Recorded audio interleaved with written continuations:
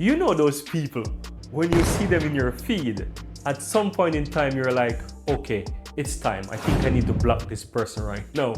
No, in this video, I'm gonna show you how to block someone in the Instagram new Threads app. Let's jump to my phone screen so that I can show you step by step how this is done.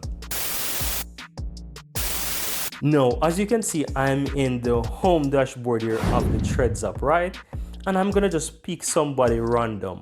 Let's just choose this Transfer Market official profile.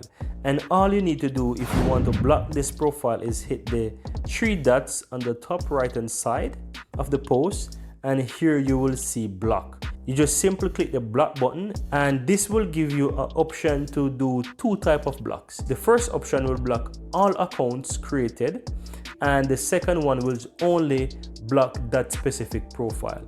So if the person have multiple profile under their account, then you can block that using the first option. Otherwise, you can just block a single profile. And once you choose the one that you want, then you just simply hit the block button below. And that's all there is to it.